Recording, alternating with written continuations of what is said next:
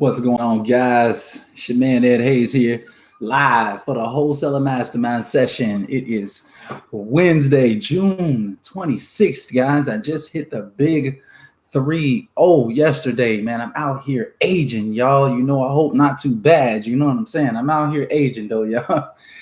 Anyway, though, guys, just figured I would come on live, chat with you all, see what's going on. I'm out here to be able to answer any and all of you all's questions today. Holla at me about real estate tonight, guys. We out here. What's going on, Josh? I see you out here, brother. What's going on? What's going on, though, guys? What's going on? Hit that like button for me when you come in. Go ahead and share this stream with other people, if you will. Oh, okay. Got the sound together. There we go. Can y'all hear me now? I almost did it again, y'all. Hey, what's going on? James, Charlotte in the building. Charlotte with the check-in. I see you out here, James. What's going on, brother? Good to see you out here in the Wholesaling Mastermind question. Look, feel free to drop any questions that you have about wholesaling, anything that you want to know, anything that you've been meaning to ask me or wish that you had somebody to ask. Drop a comment. Let me know what's going on. Let's talk deals. What's been going on with you all's deals lately? Talk to me. We out here to have a conversation tonight, as always, guys. Let me try to see if I can share this post, though. Try to get us a few more people up in here. Feel free to share the post as well, guys. Share it. Share it. I'm hot. Man, I'm out here sweating, y'all. It's hot today. Tough day cold calling today, huh? Okay. What list were you targeting, Josh? How was it going? What happened with the phone calls? I'm hot and drinking coffee. I know that this probably makes no sense. What was going on with the leads, though, Josh? So, man, let me just tell y'all a little bit about what's been going on as well. It's been pretty crazy lately, guys. We've been out here working, trying to push these deals that we got right now out of the pipeline. Been having a lot of conversations with wholesalers across the nation. I just went to daily podcasts as well, guys. So they're typically going to be dropping about 7 a.m. every single morning. So if you haven't checked out the podcast yet, feel free to check out the podcast with the link in the description of this live stream, y'all. It's going to be the anchor.fm link. That's the one you want to click. Go to Anchor and you can listen to the Wholesaling Mastermind podcast everywhere podcast I found, guys. Anyway, I just dropped a video with Brent Daniels on there just a couple days ago as well. Mr. TTP himself from Wholesaling Inc. Me and him had a really good conversation.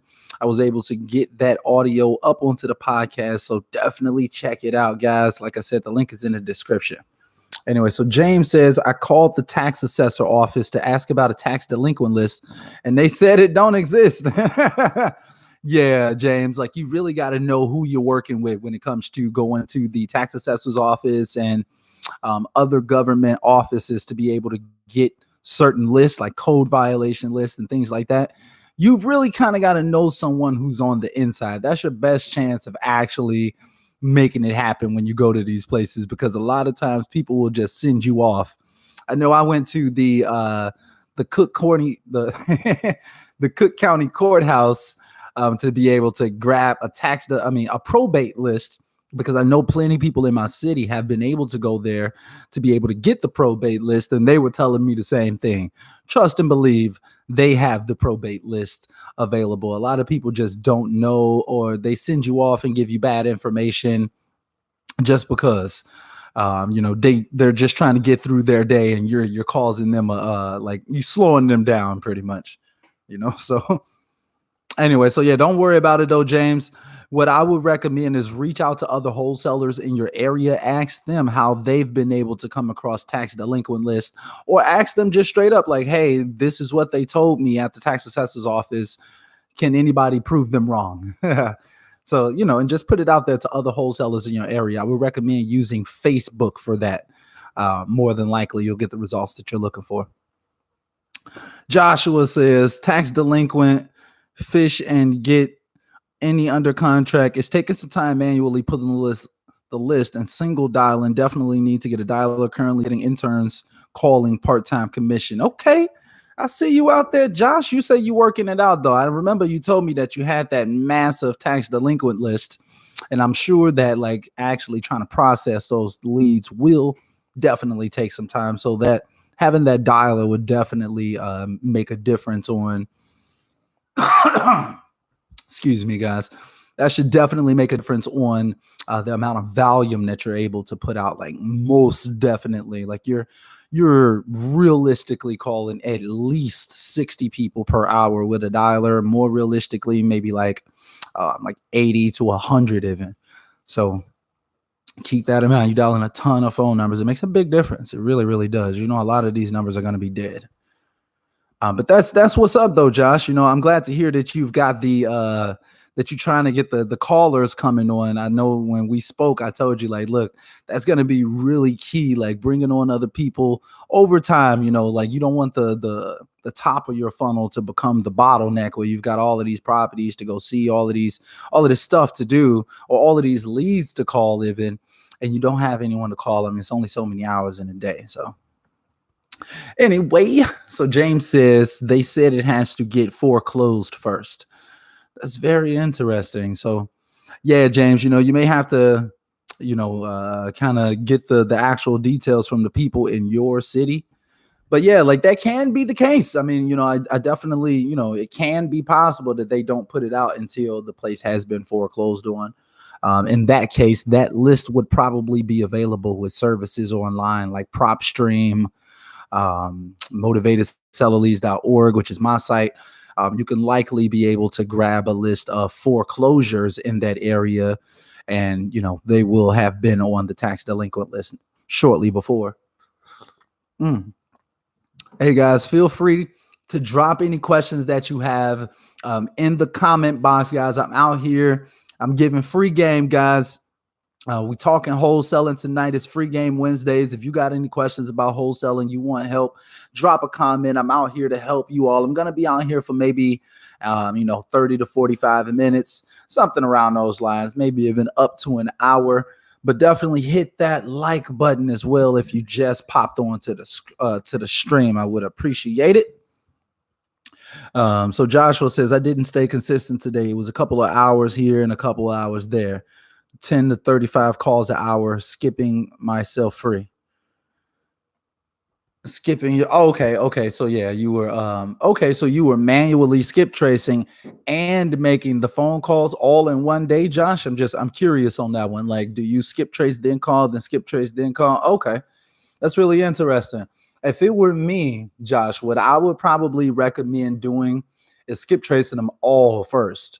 Like just spend a whole day and skip trace like 300, 400, 500 leads yourself personally. Just take a whole day, skip trace 500 leads. And for the next, 2-3 days, however many days it takes you to actually knock out that list, then just call. And then maybe when you've got like 100, 150 leads left, then just skip trace again, like another 300, 400, 500 leads and kind of use that as your strategy. That's what I would recommend. So you don't have to constantly keep stopping, going. A lot of times that can be demoralizing and kind of stop the momentum that you would have had going had you just constantly kept calling people. I feel like a lot of this is a momentum game, Yeah. So, James says, do seller and or buyer have to be together when closing? Definitely not. No, James, they do not have to be together. A lot of times the seller and buyer never even see each other. A lot of times the seller and buyer never have to even walk out their house to actually get these deals done. So yeah, you definitely don't have to do like a bunch of extra stuff. Stephanie getting my dialer. Okay, so who is Steph? Oh, okay, I figured I had a feeling that meant to say definitely. And I was like, that sounds strange. Okay, so yeah, you say you per lead, right, or pay per city.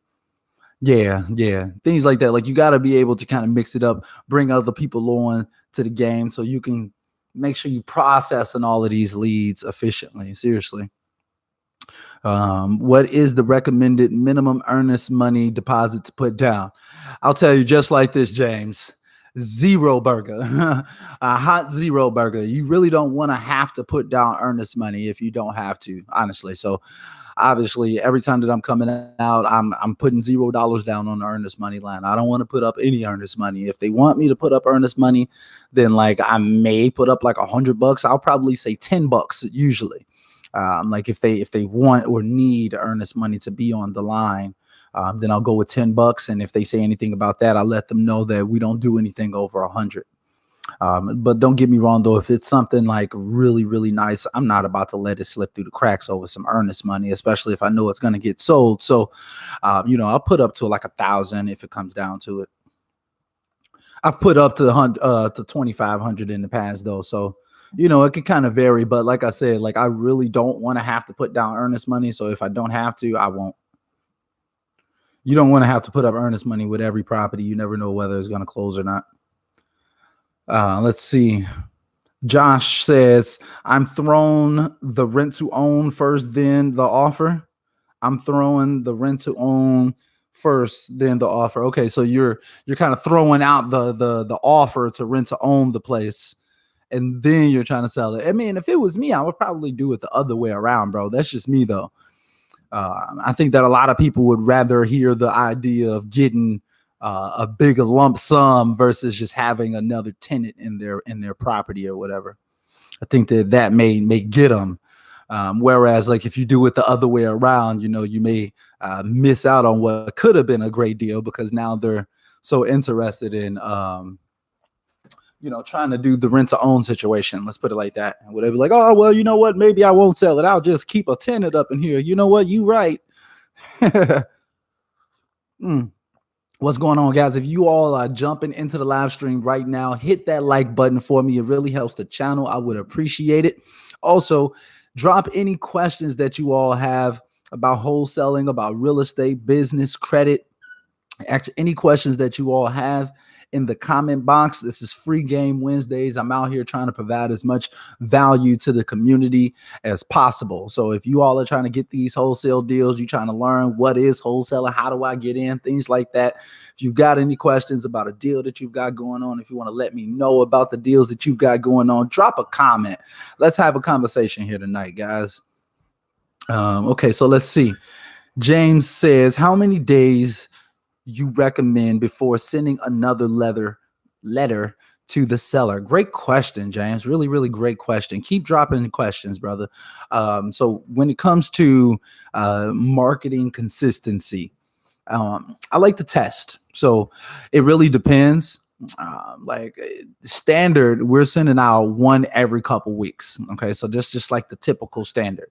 Now, don't get me wrong. If I'm just jumping into a new market, I may send one weekly. Okay, just to kind of feel out the market, see which areas are getting the most traffic, things like that. I want you to be aware, though, that when you're using direct mail, it's going to be a little bit of an investment. You're going to have to spend some cash. It's going to be 50 cents to $1 per person when you're sending direct mail. That's how much it's going to cost you to reach them. And then you can only track so much. So you're not going to know how many people actually opened your mail. You're not going to know how many people actually read your mail and didn't just throw it away. Things like that. So, all you're going to know is how many people called you back. Okay. Which is, to be honest, it's a really terrible way to be able to actually track what's going on in your business. But in general, you can start off with like 1 week, once every week. It depends on your budget as well, because like I said, it's going to be costly. If you can do once every week, then do that over the course of about a month or two.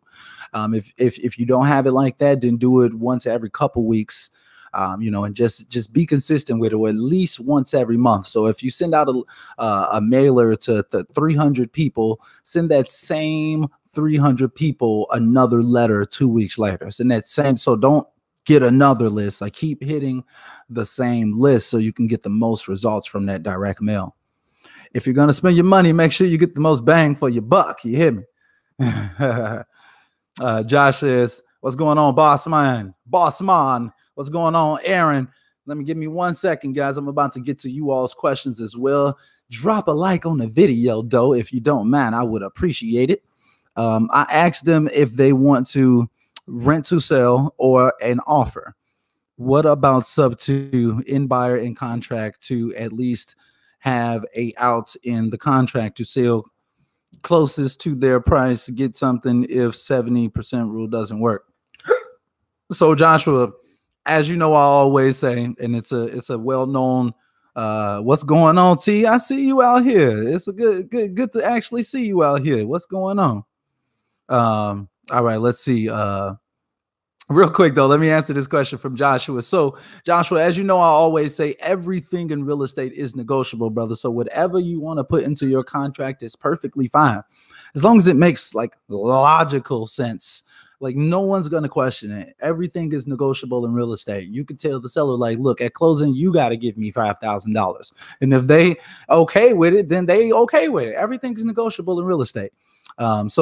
But that's good though. So you say the first, so you ask them, you kind of give them an option. Like, do you want to sell it? Do you want to rent to sell or an offer?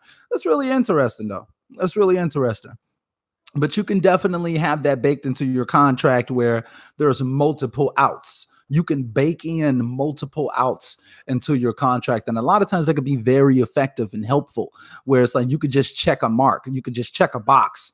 So if your contract is set up where it's like, closing under the closing clause where it has like a multiple closing methods, such as like a subject to, where it kind of breaks down what a subject to is pretty much, and then like a regular traditional financing situation or a private hard money type financing situation. You can kind of break it down and then just make it to where you check mark which one you all are going to use, so that'll kind of speed up the process for future references. That's a really good idea though, Josh. I may actually try that myself. Anyway, so Aaron says, what's going on, Aaron? Good to see you out here today. How do you incentivize your cold callers? Cash. That's the best way to incentivize them. Make sure that they get paid. Okay. And the best way that you can do that is by giving them quality leads to be calling. Okay. So I pay commission right at the beginning for the first 30 days. My cold callers are required to help me in the process of closing on at least 2 properties per month. They're required to do that, between 2 to 5 per month. Okay, so if they don't get the job done, then essentially they don't stay on the team. And they pretty much pay for themselves, as you can imagine. If you're paying them commission, they have to bring in deals to stay on the team. Then yeah, they're pretty much paying for themselves, and that's how you incentivize them. Make sure that you're giving them quality leads so they can get the job done. They're not going to be able to do it themselves. Hey, I see you, boss man. You say you win here, baby. The whole time. So yeah, that's how you incentivize them, though, Aaron. Nice and simple, honestly. When you are new, T Talk with T says, I feel like I've seen your channel before. T Talk with T. That's very interesting. I'm pretty sure I have. Anyway, but when you are new, what's the best way to know if the numbers work for as far as equity?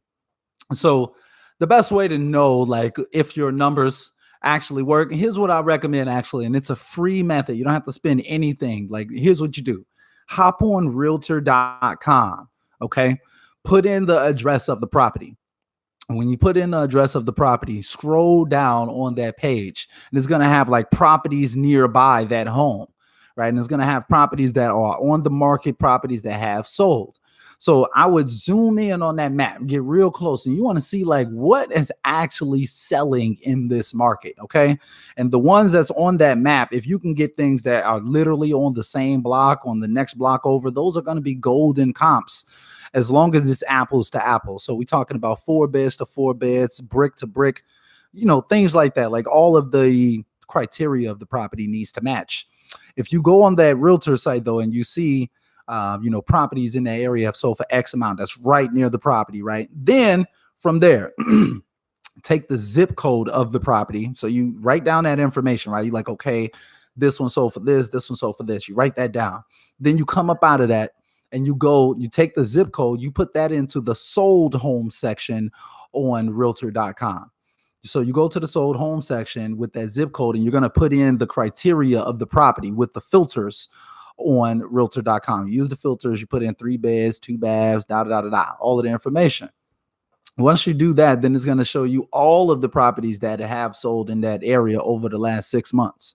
And from there, like using the visual that you have from the subject property, you can be able to really see like, okay, which properties are really identical to this subject property and which ones like aren't really a real life comp. And you can really put your eye on it and know that this is a good comp for this property.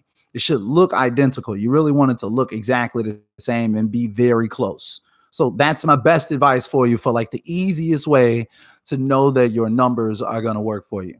That's as far as like the ARV equity. As far as equity is concerned, I may not have answered your question properly. Like as far as equity is concerned, I mean, the more equity they have, the better. I mean, so like most buyers are going to want to buy a place that's free and clear. Like the people who want to buy places that have mortgages on them and do subject to deals and lease options and stuff are few and far between compared to people who really want to buy free and clear places. Okay, so the more the merrier. In general, I would say like 26% or more on the equity is probably going to be decent. But real life, you really want it to be 50% or more, 75% or more. The higher, the better, honestly. Okay, so I hope that helps, T. Josh says, but being very open with the seller about everything with that type of deal. Yeah, you got to, Josh. You really, really got to be very transparent when you're trying to do any type of deal like that, when it's multiple different closing options. And you really just got to let them know, like, look, however you want to do this, I got you. If you want to sell it like this, I got you. If you want to do an estate sale and just sell the stuff in the house, look, I got you. Whatever it is, you want to be that all-purpose person that can get the job done for these sellers. That's how you get it done. That's how you get these checks. You gotta be the all-purpose person. So I'm so glad that you really think about it like that, Josh. Like you seem like you got that really analytical mind, bro. You say you're putting in that work, Josh. I see you. All right, so Bossman says, everything's negotiable. If we like that painting on the wall, we can then throw the painting in the contract as well. Exactly, boss man. For real, though. That's so true. It's like every single thing is negotiable. But like, look, you got a RV in the lot. I want that to be added into the contract. And whether I assign this property or not, I want the RV. Like that needs to be baked into the contract that this is going to Edward Hayes. Things like that. Every single thing is negotiable. So feel free to get really creative. Don't be scared. Get creative. Utilize an attorney so you know that you're not doing anything illegal, but get creative and make the most out of these deals. Seriously. Let's see. D Ware says, how do the taxes work when you collect your assignment fee? Oh, how do the taxes work when you collect your assignment fee? Will the IRS come after you if you are making these high dollar assignment fees? Great question. So when it comes to these assignment fees, you definitely have to be paying taxes on them. Okay. So you need to make sure that you got money off to the side to be able to pay your taxes. So like typically I'm going to recommend that you save 40% of any dollar that you bring into your business, period, though. And that's just like a simple business type thing. At least 40% of all revenue should be going back to fund your business. Okay. And then you also want to be putting a portion of that 40%, of that at least 40%, into an account for your taxes. Okay. So when you really own a business and you really out here, you got to be paying these taxes quarterly. So you got to be sending checks to the government every 3 months to make sure that your taxes are paid. So definitely you need to make sure that you got your money stashed off to the side. And this is the stuff that I don't even talk about that often. And that's why I'm going to be talking a lot more about business, real estate, and credit. So you all can really put the pieces to the puzzle together. So that's a really, really great question, D, for real. I'm sure a lot of people have that question and wonder like, damn, am I going to get taxed? Damn, I just want to spend all of this money. You know what I'm saying? But damn, I got to wait. Oh, no. Like that's how, or either that, or I got to put money to the side. I can't even spend all of this. Or if I do spend all of this, now I got to pay the government back $1,000 out of this process. So it's like, it's a lot. It's a lot. So it's a lot to think of. Get yourself linked up with a good real estate attorney / accountant. Okay. You really want people who know the game in your city and just know the national game as well. So you can get the most tax benefits possible. There's a lot of benefits to being a business owner. Take advantage. Okay. But that's a really great question, D. Gold, Joshua says. What's going on, Steve? What's going on, Steve? Good to see you out here tonight. What sort of marketing outside of cold calling do you feel is best? Great question, Steve. I really am big on two things right now. One thing is online advertising. You really can't beat it. The return on investment is straight up ridiculous. So if you're really utilizing online advertising, you're gonna win if you're doing it right. Period. It's no ifs, ands, buts, and maybes. Even if you're not perfect, I literally got my very first deal from a Google ad.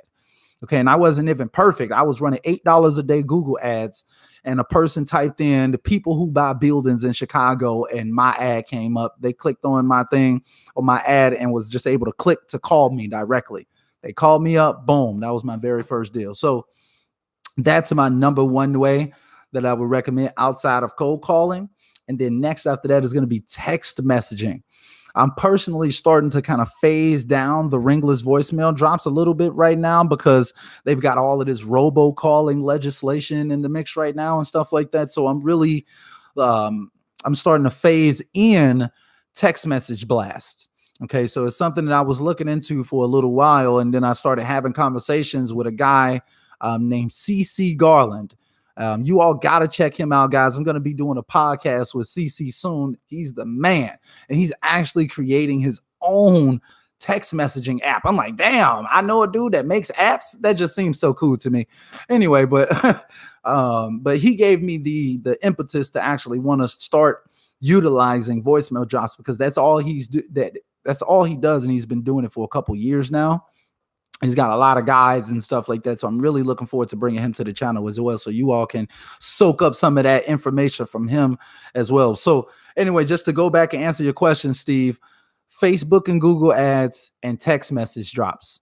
Those are golden. Your return on investment are going to be decent. When it comes to the text messaging drops, though, I want you to know volume is key, bro. Be thinking like 5,000 to 10,000 text messages that you need to send out.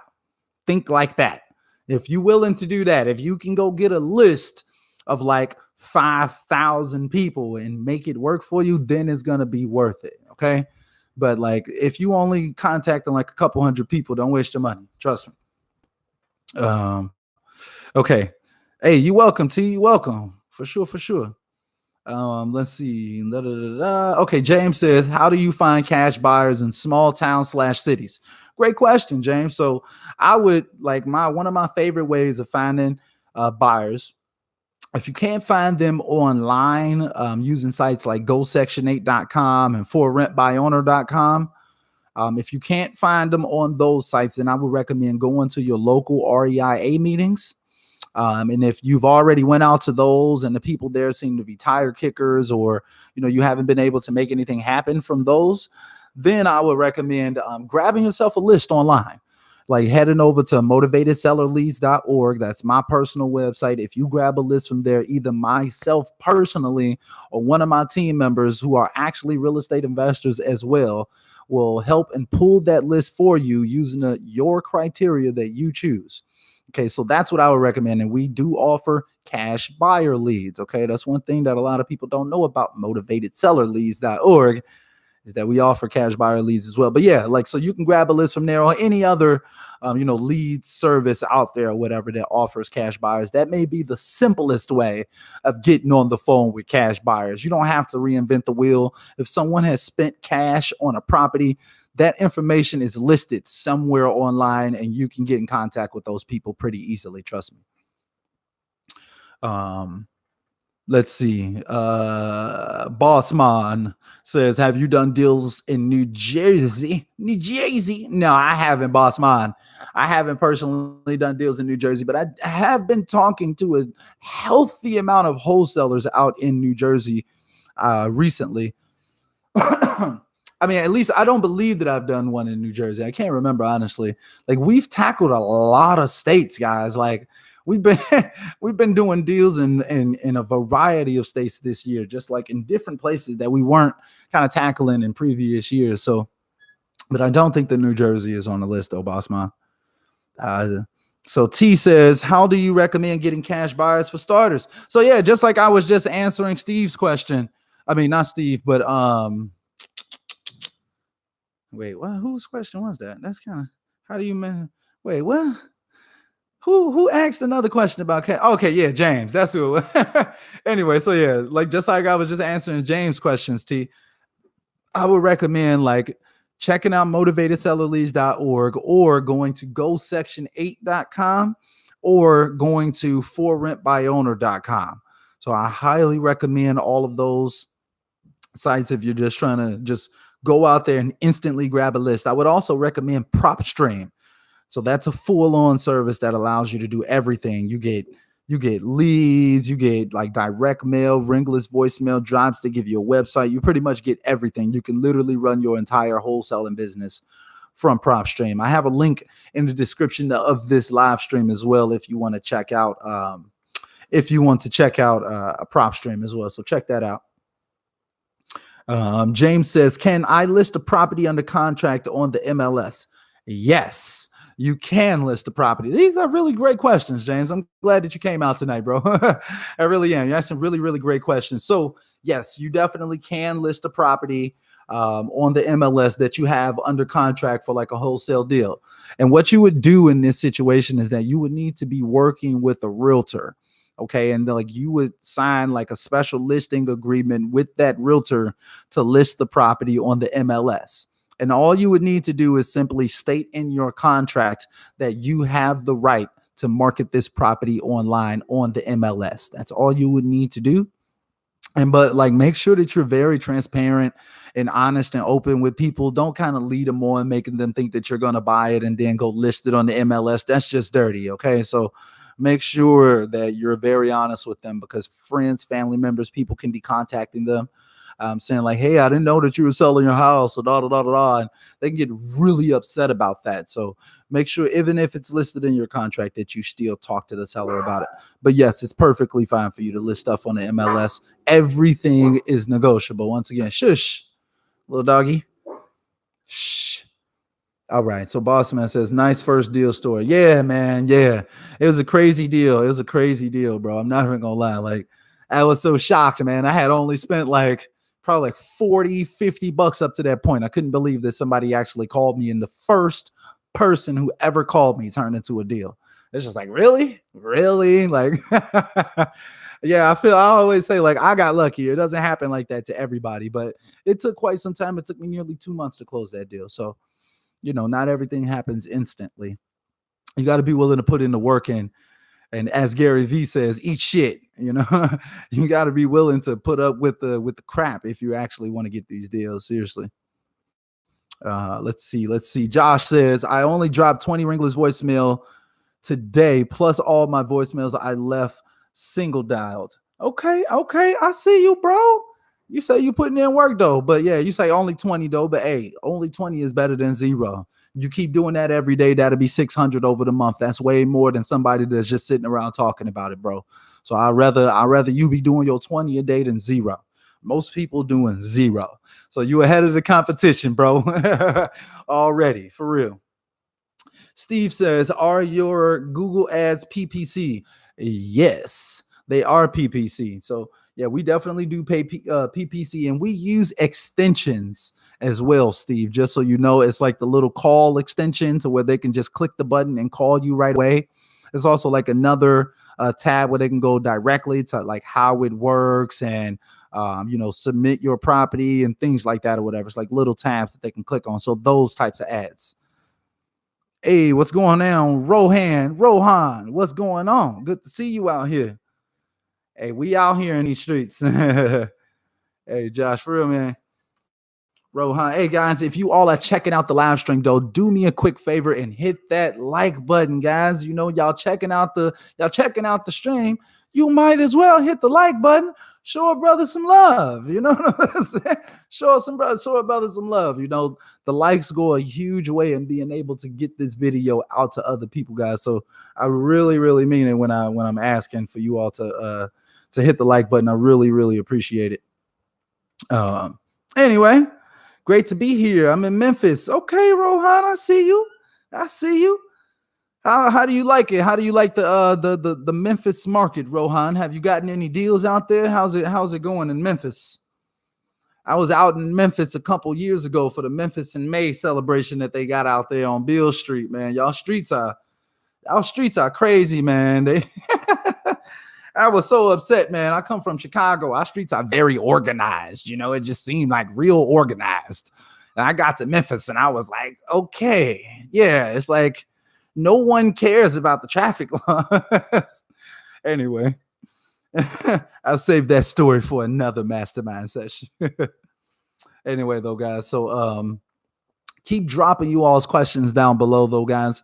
I'm out here for you all this Wednesday evening, guys. We've been out here for like 36 minutes or so far. Any questions that you all have, definitely drop them in the comment box. If you want to update me on any deals that you've got in the pipeline right now, definitely let me know. Yeah, let's talk deals though, guys. Man, it's been crazy out here though lately, guys. I've went to daily podcasts, guys. So if you all really want to be able to get this free game like at the earliest possible time, everything that I'm going to be doing, I'm going to be dropping it on the podcast first, 9 times out of 10. I'm not going to lie. The podcast has really been good. It's really easy for me to be able to create the content on the podcast. So I'm going to be pumping a ton of content on the podcast until further noticed. I will be doing daily uploads on there. So make sure that you hit the link in the description of this live stream to check out the podcast, guys. It's anchor.fm/EED, like Edward David. There you go. Hey, Rohan, I'm glad to hear that. I'm really, really glad to hear that. If you haven't already, you should definitely check out the videos on my channel. I got over 100 wholesaling videos on the channel. So if, like, in my opinion, I've pretty much talked about everything, period, when it comes to getting these deals done. I've made a couple courses already. I've got a ton of content out there for you to learn for absolutely free. You can even grab my first ebook for free. I've got a new ebook out now that's on Amazon, but definitely take advantage, Rohan. I'm out here to give you the game as much as possible. I want you getting these deals on a consistent basis. Seriously. Josh says, just learned you didn't need an LLC in the state of buses? Buses? The state of buses? That's gotta be wrong. Different ways to structure and hold a property with LLCs. Yeah, there are definitely a lot of different business. Okay. Yeah, like you definitely don't need an LLC. Don't get me wrong, though. I think there may be a couple states are starting to require an LLC to be able to do wholesale deals. So keep that in mind. I can't remember. I feel like it's a state that starts with a W. Like I can't remember. Anyway, though, but yeah, like you don't need an LLC, but I would actually recommend it probably after you get your first deal, your first or second deal. You might as well go ahead and grab an LLC. There's too many tax benefits that you'll be missing out on if you don't have it. If you're more than a one-hit wonder, you're going to want it. Trust me. You're going to wish that you did have the LLC if you don't. Let's put it like that. Let's see. James says, what if cash buyer would like to use his own assignment contract? That's perfectly fine, James. That's perfectly fine. Like I said, every single thing in real estate is negotiable. So just make sure that you thoroughly vet that contract. Make sure that you send it over to your attorney that you're comfortable with, that has your side. Okay. Make sure that you establish that relationship first before you ever end up there. Establish a relationship with an attorney that you trust and believe in. And then when you end up in that situation and that buyer wants to use their contract, their attorney, and all of this other stuff, you send all of the documents over to your attorney that you trust. They can vet those documents. Don't try to do all of this stuff yourself. Trust me, like you don't want to, and you don't need to try to do everything yourself. If you're not an attorney, don't try to be one. If you're not a contractor, don't try to act like one. If you're not the buyer, don't try to act like one. Like all of those things are important. So kind of keep that in mind, though. The contracts are perfectly fine. He can use his own assignment contract. Just make sure that it's thoroughly vetted and that you read it and that you know what you're agreeing to. If it's basically the same thing as your contract, what's the difference at the end of the day? Rohan says, that's what brought me here. I'm excited about it. Will do. For sure, man. I'm so glad to hear that. Let's make it happen. And if you've got any questions while you're out here at the live stream, Rohan, feel free to ask any questions about wholesaling. If you want a jump start on trying to get some of your questions answered, that's what I'm here for on the Wednesday evenings. So definitely make sure that you come back out to some more as well. Joshua says, Wyoming and Michigan LLC, I have those two. Okay, dang, you say you ready, huh? Josh, you say you prepared out here. You say you double LLC down. You're not playing no games out here. I'm not going to lie, guys. You all could probably learn a lot from Josh. He's just simply out here taking action and not making excuses, but getting the job done. I really love working with action takers, guys, like people who don't just talk about it, they are about it. They're actually out here doing the things necessary to get these deals done. Josh, I salute you, brother. You really are an example for other people who want to be getting these deals done. And I'm sure that your time is right around the corner. And I'm looking to getting you onto the podcast, bro. I really, really mean that. I'm sure that you're going to get there. And you already know if you need a hand, if you want, try to JV something, if you need help analyzing, you already know, reach out. I got you, as always. Let's see. James says, how do you estimate rehab costs while walking property with motivated seller without contractor, inspector, etc.? Great question, James. So what I like to do in these situations is that, like, I'm not gonna lie, like I'm not going in personally trying to act like I'm a contractor, okay?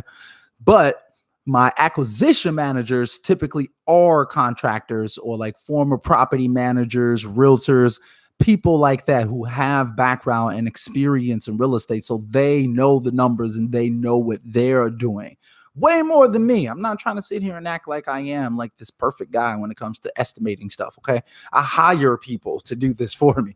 You want to be an expert at hiring experts or having these people on your team in general. You got to be able to do that to get these deals. So anyway, though, but that's how you really want to be estimating, though, is really having a professional do it. Or if you're going to have to go in there and you're going to have to do it yourself, what I like to do is this. I'll go through the property. I'll bring like a checkboard, right? Well, not a checkboard, but like a piece of paper on like a memo board that you can write down things. So it's like looking all professional where you're like holding the thing right here in your hand and you're writing stuff down as you're going along. So you really want to be paying very close attention to everything that the seller told you. Okay, so if they say like, yeah, the bathroom needs a full rehab, the kitchen needs to go, things like that, right? You want to be documenting everything that they told you, but you really want to be documenting everything that they didn't tell you.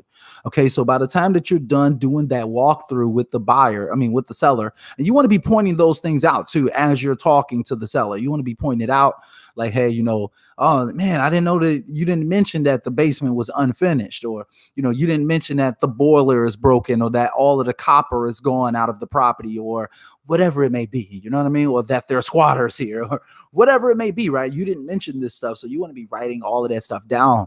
And after you're done walking through the property, or as you're walking through the property, you want to be talking to them about these things, but keeping it cordial, still building up rapport, still finding out about them and their kids and their life and stuff like that. But, still asking some questions about it as well. So from there, though, at the end of your walkthrough, then you simply let the seller know. So like if you've been able to kind of calculate like, okay, this bathroom may cost like a few grand. This kitchen may cost like $15,000 to fully renovate it or whatever it is, right? But these are just estimates at the end of the day. You can still give an offer based on your rough estimates if you're good at this.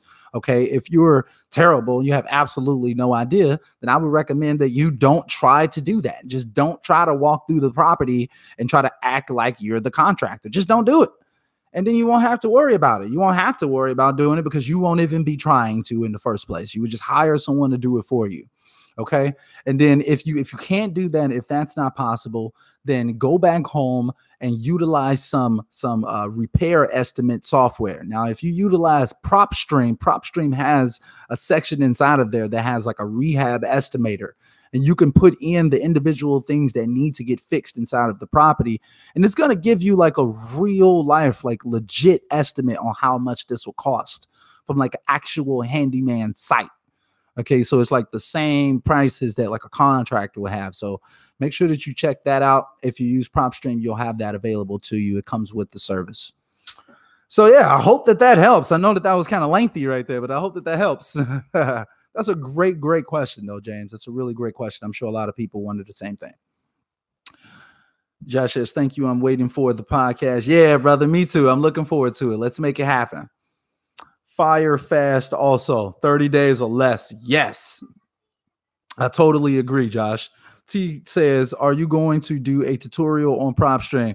You know, I've got like some mini tutorials. I've got like 2, I would say, mini tutorials on Propstream. One of them is just kind of like an overview, and the other one is like how to use Ringless voicemail or how to set up a Ringless voicemail drop using it. Excuse me. I am considering doing like a longer video on it, but to be honest, like part of the reason why I haven't done that is because I don't want you all to just think that I'm making Propstream videos because I'm an affiliate for them or whatever. I don't want you all to think like, oh, he's just making these videos to make money or something like that. So that's a big part of the reason why I just decided to just like, it's a couple on there or whatever. If they wanted, they could check it out. But it's amazing, to be honest. I truly in my heart believe that everybody should have it, but I don't want it to get like a slippery slope and people thinking that I'm doing things for like the money and stuff like that. There's nothing wrong with the money though. Don't get me wrong. Feel free to sign up and I will get paid if you sign up using the link in the video. So if you want to support me, support the channel, support the fact that you learned about Propstream for me, feel free to utilize the link in the description of this video. But yeah, I potentially will be doing another video on it though, T. Just so you know, I may do it. It'll probably be like 30 minutes long though. It's a lot to cover, honestly, T. It's really like a lot. Like it gives you everything, literally everything that you can imagine that you need to know about a property to make a well-informed, educated decision on whether this is a decent property or not. Pretty much the entire thing is right there on Propstream. You can't beat it. Oh, so I'm glad you know that. I'm glad you know. Okay, so let's see. Josh says, so contractor estimator isn't an acquisition manager or specialist. I mean, no, like they are though. Like, here's the thing, Josh. Like, I want people that I bring on to fit multiple positions. Okay, so like I just brought on like a social media person, right, for like my online stuff. But I needed that person to not only understand design, but be able to like post it as well. So like to be able to create the content, but also still have the time and the ability to post it as well.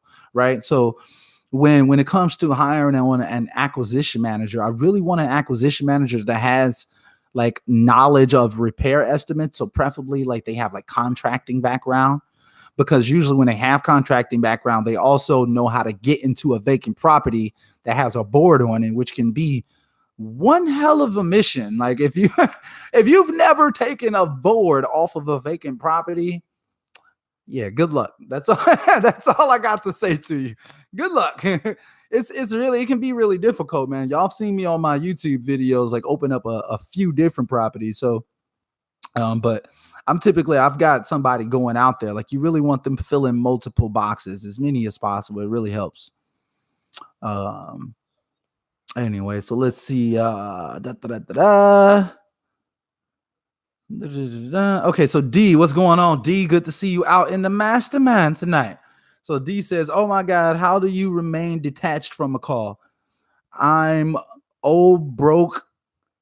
I'm so broke, I'm couch hopping, and I don't want it to come across to the seller that I'm ready / desperate or poor or pushing. I am trying to detach myself so hard. LOL. Okay, that's funny, D. Yeah, I know what you mean. I definitely know what you mean, D. I mean, like when it comes to it, here's what I do. Here's the best advice that I've got for you when it comes to this, D. And it's really stop thinking about yourself on the phone calls. Just completely don't think about you. And here's how you do that, though. Here's how you do that. Think about the seller. Like, think about it like this, though. Whenever you've been in a situation where someone needed your help desperately, like they were in a desperate situation, and without you, they would be forever lost, right? In those situations, you were just acting super selflessly, like you were acting 100% with the idea of helping that other person. So that's what you need to put yourself in the mind state of, like, this person desperately needs my help. It's an emergency, and I need to do what I need to do to make sure that they're okay. Like, think about it from a true empathizing type standpoint. And that's going to help you be able to not think about yourself. It's literally impossible to be worried for yourself and for somebody else at the same time. If you can, I think you can even understand what I mean if you just logically think about what I'm saying. Like, if you focus on, like, damn, I need to help this person, they're struggling, they're desperate, then you can't think about you being desperate because you're selflessly helping them. So that's the best advice I got for you on detaching yourself from the phone call. But I really like how you even framed that question, because I think a lot of people kind of see it how you wrote it. So I'm really glad that you framed it like that. That can help me help other people in the future. So thanks for that question. James says, what do you think about sub 2 deals? Personally, James, if you can find them, if you could find people that will pretty much give you their property, then I mean, take advantage, bro. Like, definitely take advantage. I'm definitely I'm a fan of all of these creative real estate strategies, honestly, like house hacking, you know, sub 2 deals, lease options, taking advantage of everything that's available to you. You really have to really pick and choose, like, what's your niche. So like my niche personally is just like straight hardcore wholesale deals. Okay. And for a very specific reason, because that's the quickest money out there. That's the quickest way to cash out. Now with subject to deals, lease options, rent to own situation, you got to coordinate more people. And your payouts can be a lot more long term. So you're establishing like long term wealth. Like me personally, when I'm going out to go purchase property, I'm going to go purchase my own property. I don't want to buy a property subject to somebody else's mortgage. I'm going out to get my own mortgage. So I'm not personally interested in doing subject to deals. I don't want to get trapped up with somebody else's property and be doing all of the extra management and stuff like that for someone else's property. I would rather be doing it for mine, but that's just like a personal goal of mine. But if you can get those coming in, take advantage. You'll be a homeowner before you know it. Seriously. Joshua says, I'm a solo team in the beginning. Yes, I look in a board off, and I can agree, very difficult. I took in a board off. Hold on, what? I'm a solo team in the beginning. Yes, I took in a something off, and I can agree, very difficult. I'm not exactly. Oh man, I wish I. What are you trying to say, Josh? I'm saying, like, I wish I understood you. Like, you can't just write something. Anyway, and then Josh says, changing people's lives, just thinking that every single day, helping people out of their situations. Yes, I swear, Josh, like, like, that's exactly how you have to conceptualize it. You have to see yourself as a savior to these people. That's how I look at myself. I look at myself on an ordained mission from the heavens. Like, I'm on a mission, and like literally nothing can stop me. Like, I'm on a mission to bless as many people on this planet as possible before I leave this earth.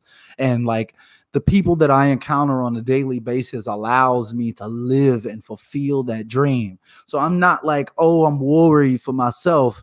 It's like, I'm literally like, I'm on an ordained mission. It's like it's next level motivation. That's how everything that I do, I'm on next level motivation at all times, because I'm on a mission. I'm trying to live a legacy. I'm trying to leave a legacy before I leave this planet. And that's what I want you all to kind of conceptualize it as well, to where I'm not about to be some one hit wonder. That's how you need to feel. Like, say, look, we creating longevity here. And if I may be hurting right now, that's okay. But you need to see your future self right now as though you're already that person. That's the only way that you're ever going to become that person in the future. You're literally creating that person now. So if you're constantly thinking about how broke you are and how hard it is and how bad the struggle is, then you're going to get more of that. No matter what's going on around you. I know that may sound crazy, but no matter what's going on around you, it's like you really got to be focused on where you want to be. And the more you focus on where you're going, the more where you are right now slips away and you end up like becoming or like getting to where you're trying to go, if you understand what I'm trying to say.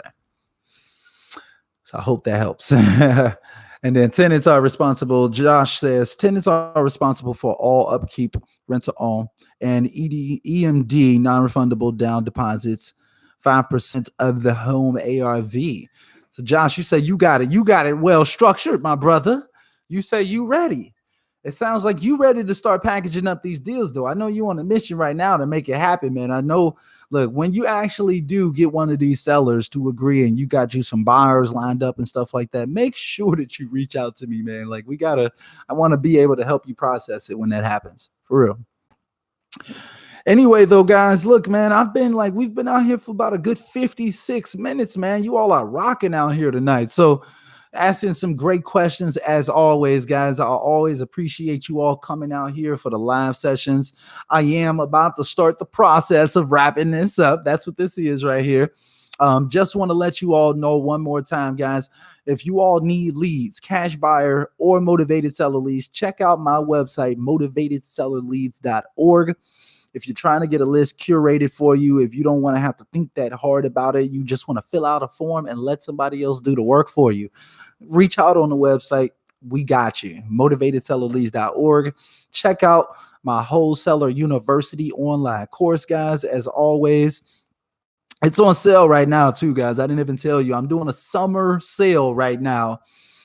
So it's really good. If you made it to the end of this video, excuse me.